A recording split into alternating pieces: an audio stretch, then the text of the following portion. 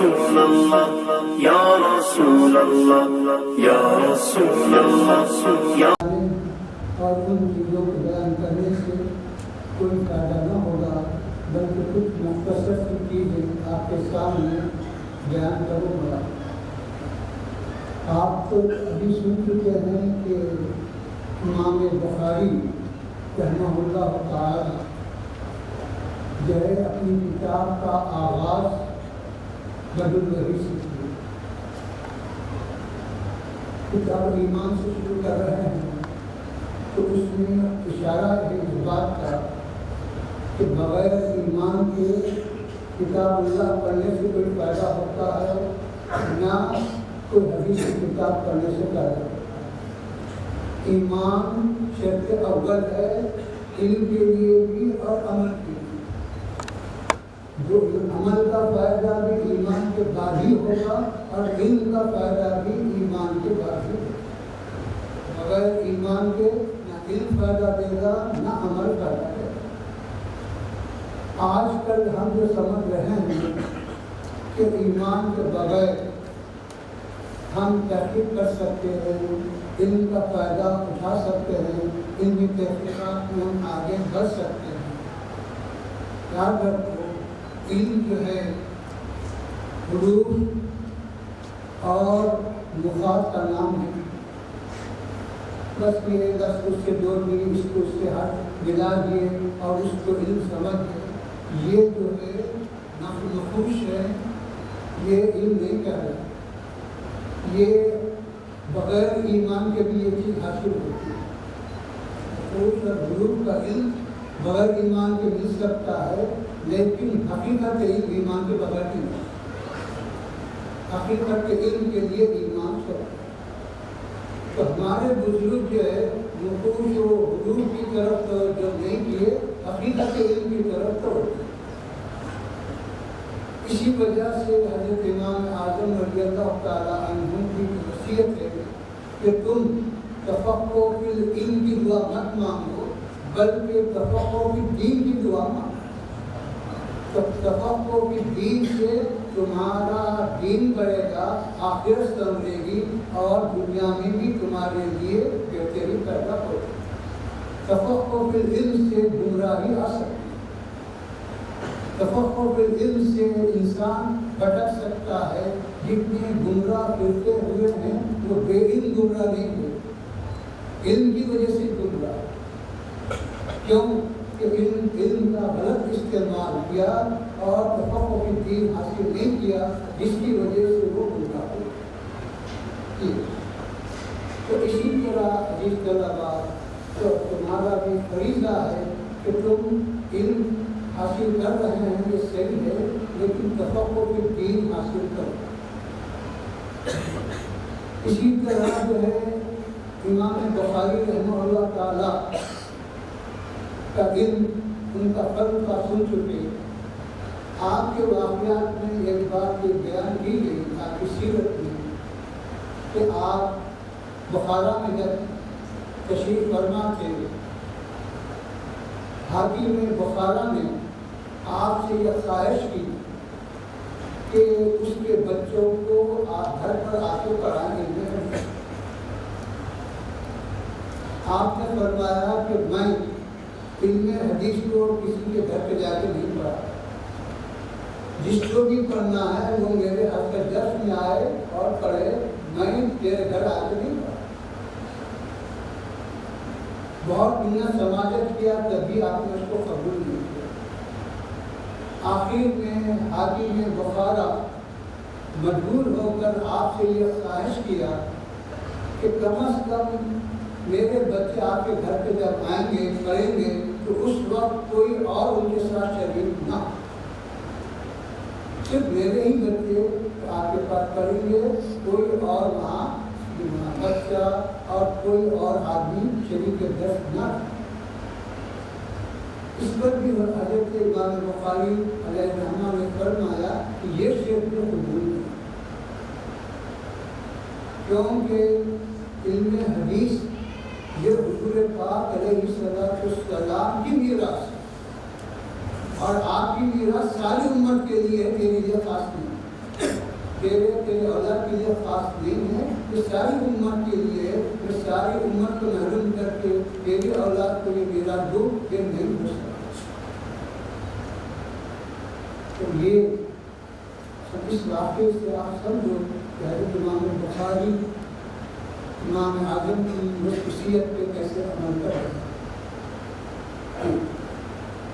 پھر اس کے بعد اب امام بخاری سے عداوت شروع ہوئی، اور آپ یہ سب سنتے ہیں کہ وہ آدمی برا ہے جس کا کوئی حاصل ہونا اس کی عظمت کی نشانی ہے۔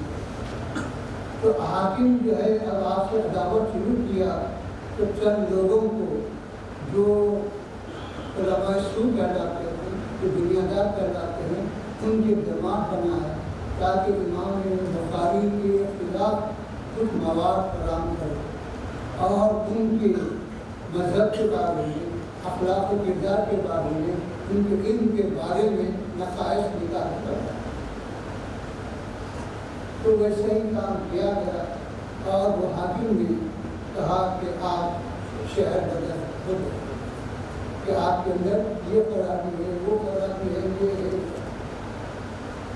خیر آپ نے کہا کہ مجھے شہر چھوڑنا پسند ہے، دنیا چھوڑنا پسند ہے، لیکن علم حدیث کی خدمت چھوڑنا پسند ہے۔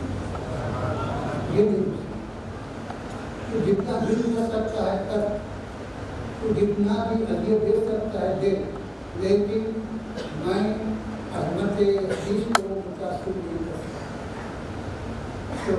اور ایسی بدعا دی آپ نے کہ چند ہی دنوں میں حاکم بخارا کو اس وقت کا جو بادشاہ تھا اس نے معزول کیا اور یہ سزا سنائی کہ بھرے کے بٹھا کر پورے شہر میں گشت کرایا جائے کہ یہ اس کو یہ سزا دی گئی۔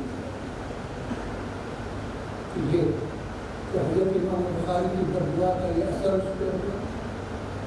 پھر آپ جیسا سنتے ہیں کہ حضرت امام بخاری کی بصارت جا چکی، آپ کی والدہ دعا کرتی رہی، دل میں رکھتی رہی کہ میرے بچے کو بیمار تھا۔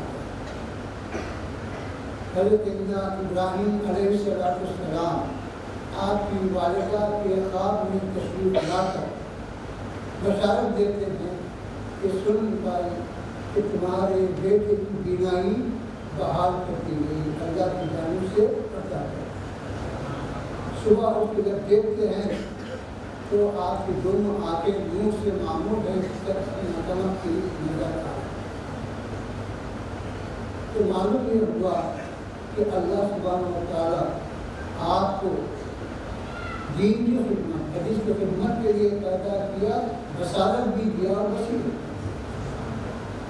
بصیرت کے واقعات کو دیکھ چکے، بصارت کے واقعات جس طرح بخاری شریف بصارت کا پیغام ہے، بصیرت کا پیغام۔ یہ تو ابتدا تھا۔ پھر جو ہے ابھی آپ نے سنا تو حضور پاک علیہ السلام ارشاد فرمایا کہ کس بزرگ سے کہ تم میری کتاب پڑھو۔ پھر امام بخاری رضی اللہ تعالیٰ عنہ کا جب وصال ہوا تو ایک بزرگ نے خواب میں دیکھا کہ حضور پاک علیہ السلام کبار صحابہ کے ساتھ تشریف فرما ہوا۔ تو ان بزرگ نے عرض کیا کہ حضور کس کا انتظار ہے، ارشاد ہو تو میں کچھ خدمت کروں۔ تو حضور پاک علیہ السلام نے ارشاد فرمایا کہ ہم محمد بن اسماعیل کا انتظار کر رہے ہیں کہ ان کا انتخاب ہوا، اس کا انتظار کر۔ ابتدا سیدنا ابراہیم سے بھی اور انتہا آخر حضور پاک علیہ السلام کی نگاہ سے اور آپ کے تشریف پر امام بخاری۔ پھر اس کے بعد آپ پڑھتے ہیں وہ بخاری شریف کے جو مختلف ابواب کتابیں فلاں ہیں، تو شروع تو وحی سے ایمان سے شروع کی۔ تو اس کا مطلب یہ ہے کہ ایمان جو ہے کسی خیال کا نام نہیں ہے، کسی جماعت کے فکر کا نام نہیں ہے. ایمان کا تعلق اور ایمان موقف غلط. اب وہی دو قسم کی آفت ہے. وہی ہے مطلوب غلط، تو وہی ہے مطلوبی ایمان، وہی غیر مطلوبی ایمان. اس کے علاوہ کوئی اور چیز کا نام ایمان نہیں کہ فلاں یہ کہہ دیا وہ ایمان ہو جائے، فلاں یہ کہہ دیا وہ ایمان ہو جائے. وہ ایمان نہیں ہے. وہی پر ہی ایمان کرتا ہے. یا تو اللہ کا قول ہونا یا حضور پاک علیہ السلام کا قول ہونا، اسی کو ہم ایمان کرتے ہیں. اب اس کے علاوہ جو بھی اقوال ہوں گے وہ اس کے تابع ہیں. خواہ امام کا قول ہو، صحابی کا قول ہو، کوئی قول ہو، وہ سب اللہ اور اللہ کے رسول پاک علیہ السلام کے ارشادات کے تابع رہیں گے، اس کے مطابق میں رہیں گے، اس کے موافقت میں. اگر کسی کا قول ان کے اقوال سے ہٹتا ہے تو ایمان نہیں، تو دین نہیں. تو دین کتاب و سنت کا نام ہے. اب آپ فقہ میں پڑھے ہیں کہ وہ مسائل کے لیے کتاب سنت اجماع کیا، تو اجماع امت کا مسئلہ وہ اور ہے. لیکن اجماع امت کبھی بھی یہ نہیں بتا سکتا کوئی کہ وہ کتاب و سنت کے خلاف اجماع ہوا. اجماع بھی کتاب و سنت کی مطابقت ہی نہ ہوا. کتاب و سنت کے خلاف کوئی اجماع نہیں ہوا. اگر کوئی کہتا ہے تو جھوٹا ہے اور وہ دین سے نواف ہے. اسی طرح ائمہ نے جو اجتہادات کیے ہیں ان کے تمام اجتہادات بھی کتاب و سنت کے تابع. کسی امام کا اجتہاد کتاب و سنت کے خلاف نہیں. اگر کوئی کہتا ہے تو اس کی کم فہمی غلط فہمی ہے. کسی امام کا وہ امام اعظم ہو، خواہ امام مالک ہو، خواہ امام شافعی ہو، خواہ امام احمد بن حنبل ہو، یہ چاروں کے چاروں امام اہل سنت ہیں. ان کے اجتہادات برحق ہے اور کسی کا اجتہاد کتاب و سنت کے خلاف نہیں. یہ یاد ہے. تو جو لوگ آپ کو یہ کہہ رہے ہیں کہ یہ بات کے ہیں، بات کے حصے، لیکن بات کے ہونا یہ جو ہے کوئی غلطی نہیں ہے، یہ کوئی قصور نہیں ہے، کوئی عیب نہیں. اگر عیب ہوتا تو پھر امام بخاری کا سب سے بڑا عیب لگا. یہ ان کے بات کیا، امام اعظم کے بات کے، ان کے شاگردوں کے بات کے، سب کے بات کے ہیں، ان کے شاگردوں کے شاگرد ہیں. بات کے ہونا کوئی عیب ہے تو پھر تمام محدثین پر عیب لگا. تمام محدثین کا جو ہے اعتبار ختم کرو. آدھر کو کہ صحابہ کے بعد یہ فقہاء کا دور ہے، فقہاء کے بعد محدثین کا دور ہے. لیکن اس دوران حدیث اور محدثین نہیں تھے، ایسا نہیں. تبدیل خدمت حدیث میں جو اضافہ ہوا وہ دوسری صدی ہجری سے تیسری صدی ہجری میں آغاز ہوا. جیسا پہلے آپ نے سنا امام بخاری جو دیگر ائمہ محدثین ہیں ان میں سب سے بڑی عمر میں حضرت امام بخاری جن کی ولادت 194 تو یہ تو میرے دنوں کا دوست و عزیز طلبہ، آپ جو ہے اس بات کو اچھی طرح سے جان لیں، سمجھ لیں کہ حدیث کا اعتبار اگر ختم کیا جائے تو اس کا مطلب یہ ہوتا ہے کہ آپ دین کا اعتبار کریں، آپ اسلام کا اعتبار کریں. کیونکہ اسلام کی بنیاد کتاب و سنت پر، تو کتاب پر اگر اعتماد ختم کیا جائے یہ ان سے نہیں ہو سکتا. کوشش کیے کتاب اللہ کے بارے میں اعتراضات کرنے کی، نقائص نکالنے کی، لیکن وہ کامیاب نہیں ہو سکتے. دشمن بھی آخر میں عاجز ہو کر کہتا ہے.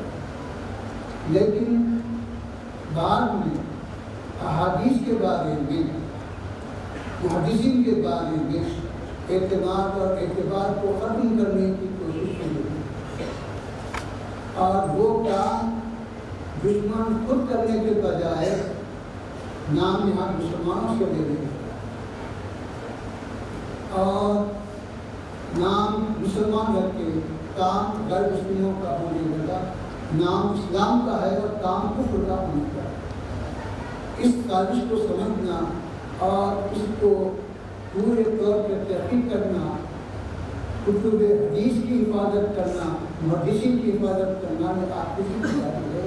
پڑھنے کا یہ مطلب نہیں کہ بس یہ حدیث یہ ترجمہ ہے، یہ مطلب ہے یہ نہیں، بلکہ اس کی عظمت کو باقی رکھنا، ان کے اعتماد کو باقی رکھنا، ان کے اعتبار کو باقی رکھنا، محدثین کے بھی اعتبار کو اور ان کی کتابوں کے بھی اعتبار کو باقی رکھنا، یہ آپ کی ضرورت ہے۔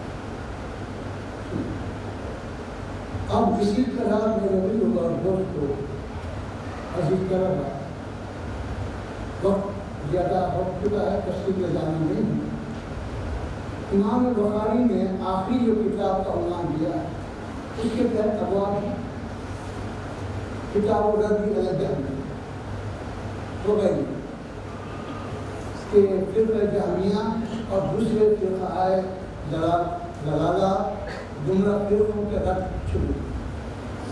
پہلے ایمان کی تعلیم کی، پھر اس کا احکام کرتا ہے اور تفصیلات کرتا ہے، آخر میں خاتمے کے وقت یہ بتا رہے ہیں کہ تمہارا ایمان گمراہ فرقوں سے بچے بغیر باقی نہیں رہ سکتا۔ اگر تم ایمان بھی لا لیے، احکام بھی پڑھ لیے، سب جان لیے، پھر گمراہ ہو گئے تو تمہارا کو وہ ایمان لانا، وہ پڑھنا، وہ سب بیکار ہے۔ اس لیے تم پر لازم ہے کہ تم حق کیا ہے اور باطل کیا ہے اس کو سمجھو، ہدایت کیا ہے اور دلالت کیا ہے اس کو جانو۔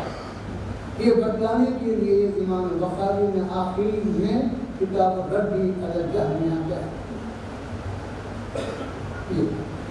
اور اس میں مختلف عقائد رکھتا ہے، مختلف چیزیں بتلائیں جو آپ کو درس کے دوران بتلائیں گے۔ اس میں سے جو آخری حدیث ہے وزن اعمال، ابھی آپ نے اس کی تلاوت کرنا چرچا ہے، تو اس میں بھی جو ہے یہ گمراہ فرقہ اس زمانے کا تھا اور وہ یہ عقیدہ پھیلانے لگا کہ قرآن مجید میں اور حدیث شریفہ میں وزن اعمال کا جو ذکر آیا ہے نعوذ باللہ وہ غلط ہے۔ اپنی طور پر انہوں نے یہ عام کرنے کا جو ہے آغاز کیا، لوگوں کو بتانے کا جو ہے آغاز کیا، کیوں اس طرح سمجھایا کہ دیکھو وزن ایک مادی چیز کا ہوتا ہے، غیر مادی چیز کا وزن نہیں ہے۔ جیسے آپ سمجھنا ہے تو ادھر ہے، ادھر کا تو آپ وزن کر سکتے ہیں کہ اس میں اتنے گرام ادھر ہے، یہ اتنے ملی گرام ہے، لیکن فٹوں کا وزن نہیں کر سکتے، تو کیفیت وہ عرض، تو کیفیت اور عرض کا وزن نہیں ہو سکتا۔ یہ آجا اللہ سبحانہ و تعالیٰ کا جو ارشاد ہے موجودہ وہ بھی غلط اور حضور پاک علیہ السلام کا جو ارشاد ہے موجودہ وہ بھی غلط۔ آخری طور پر اس طرح سے گمراہ فرقوں نے مسلمانوں کو بھٹکانے کی کوشش کی، راستے سے ہٹانے کی کوشش کی، لیکن جو راسخ العقیدہ مسلمان تھے انہوں نے کہا کہ نہ تیری عقل کی ضرورت ہے نہ تیرے علم کی ضرورت ہے، ہم تیرے اس پر ایمان نہیں لائے، ہم عقل پر ایمان نہیں لائے، ہم حضور پاک علیہ السلام کے قول پر اور اللہ کے قول پر ایمان لائے ہیں، ہم کو عقل کی ضرورت ہے۔ لہٰذا انہوں نے کہا کہ ہم اس پر ایمان رکھتے ہیں، کیفیت اللہ کو مانتے، لیکن آج کی دنیا سائنس ترقی کرتے ہوئے آپ کو بتا رہی ہے کہ جس طرح جو ایک مادی شے کا وزن ہو سکتا ہے، کیفیت کا بھی ہو سکتا ہے۔ بخار کے دیکھنے کتنی ہے، شوگر دیکھنے کتنی ہے، بی پی دیکھنے کتنی ہے، ہوا کتنی رفتار سے جا رہی ہے۔ اب یہ جو ہے آپ سائنس حقیقت میں دیکھا جائے تو اسلام کے احکام کی اور اسلامی تعلیمات کی تصدیق کا ایک ذریعہ۔ کوئی سائنس آج تک کسی اسلامی نظریے کو باطل نہیں کر سکتا۔ عداوت الگ چیز ہے، حقیقت الگ، حقیقت کو تو مان گیا نہیں۔ تو اس طرح سے جو ہے ہمارے محدثین، ہمارے فقہا، ہمارے بزرگ اس سارے کے سارے اس زمانے کے تمام باطل فرقوں کا رد کرتے ہوئے ان کے عقائد سے اہل سنت کو بچاتے ہوئے اپنے دین کی حفاظت کی۔ تو اس طرح سے آپ کی یہ ذمہ داری بنتی ہے کہ آپ اپنے مذہب اہل سنت کی حفاظت کریں، اہل سنت کے بزرگوں کی تعلیمات کی حفاظت کریں، ان کی کتابوں کی حفاظت کریں اور ان کی شخصیات کی حفاظت کریں، اور کسی بھی بزرگ کے بارے میں کوئی کام، کوئی زبان درازی نہ کریں، کیوں کہ علماء حق، اولیاء حق کی شان میں زبان درازی سے، گستاخی سے سوء خاتمہ کا اندیشہ رکھا ہے۔ تو ہمیشہ اپنی زبان کی حفاظت کرو، کیونکہ حدیث پاک میں آیا ہے کہ اگر کوئی شخص دو چیزوں کی حفاظت کی ضمانت دے تو میں اس کو جنت کی ضمانت دیتا ہوں، ایک زبان کی حفاظت، دوسرے سے مذاکرہ کرنا۔ یہ آپ نے کرنا۔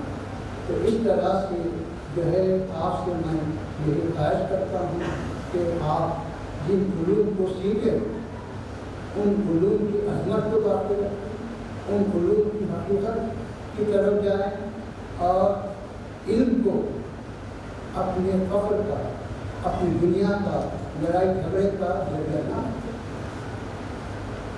اگر علم کو فساد کا ذریعہ بنائیں گے، علم کو اپنے فخر کا ذریعہ بنائیں گے، یا علم کو جدال، جنگ و جدال کا ذریعہ بنائیں گے تو وہ علم میں نافع نہیں کرتا۔ اس کے برعکس آپ اپنی زندگی کو اسلام کے صحیح راستے پر نامزد کرو اور اپنے بزرگوں کی جو تعلیمات ہیں، ہدایات ہیں، اس پر عمل کرنے کی کوشش کرو۔ اللہ سبحانہ تعالیٰ کو دعا کرتا ہوں کہ اللہ جس طرح تیری توفیق کے تیرے فضل و کرم سے ہم پڑھائے ہیں اور تیرے محبوبین کے تعلیمات سے جو استفادہ کیے ہیں، اس میں جو کچھ خطا ہو اس کو معاف کرنا۔